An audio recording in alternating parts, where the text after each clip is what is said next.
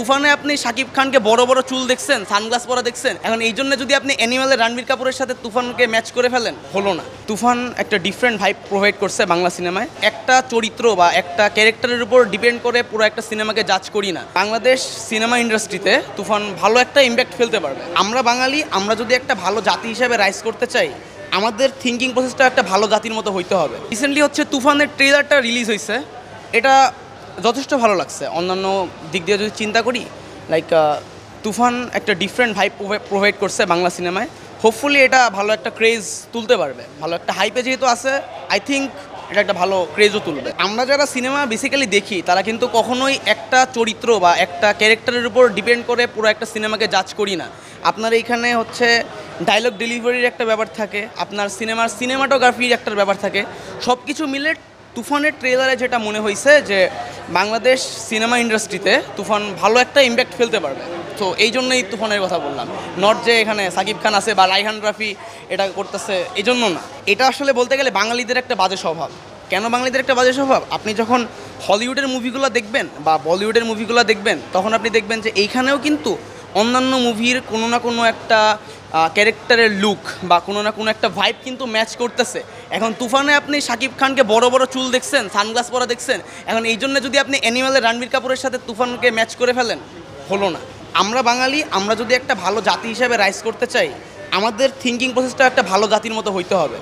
এখন হলিউড নিয়ে সবাই যেভাবে ভাবে, বলিউড নিয়ে মানে যখন ইন্ডিয়ানরা বা হলিউড নিয়ে যখন হচ্ছে আমেরিকানরা বা ব্রিটিশরা চিন্তা করে, তারা কিন্তু কখনো চিন্তা করে না যে এই মুভিটার কপি হয়েছে। তারা কিন্তু কখনো চিন্তা করে না যে এটা কপি।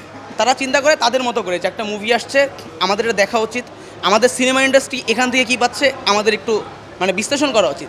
এখন বাঙালি যদি জাস্ট শাকিব খানের লুক দেখে যদি এখন চিন্তা করে যে এটা অ্যানিমালের কপি, তাহলে আমাদের থিঙ্কিং প্রসেসটা আরেকটু ভালো করতে হবে। হোপফুলি যদি আমরা থিঙ্কিং প্রসেসের দিক থেকে আমরা রাইজ করতে পারি, তাহলে একটা জাতি হিসাবে আমরা রাইজ করতে পারবো। প্রথমত হচ্ছে দেখেন, আমি সিনেমা হলে কয়টা সিনেমা দেখি? আমি মাসে হয়তো সিনেমা হলে এসে একটা সিনেমা দেখতেছি, সেটাও আবার স্টার সিনেপ্লেক্স, নট লাইক যে একদম নর্মাল একটা সিনেমা হলে আমি কিন্তু যাচ্ছি না। আমি আমার বাসার পিসিতে মাসে কয়টা সিনেমা দেখতেছি, হয়তো বা প্রত্যেক রাতে আমার একটা সিনেমা দেখা হচ্ছে, বা 2 রাতে একটা। যেহেতু স্টুডেন্ট মানুষ, এতও দেখা হচ্ছে না, নর্মালি 2 দিন একটা করে আমি সিনেমা দেখতেছি। এখানে যদি আপনি স্টুডেন্টদের বা আপনি যদি আমাদের জেনারেশনকে হলমুখী করতে চান, তাহলে আপনাকে যেটা বুঝতে হবে, প্রথমত আপনাকে হলের ফ্যাসিলিটিসটা ওইরকম বানাইতে হবে।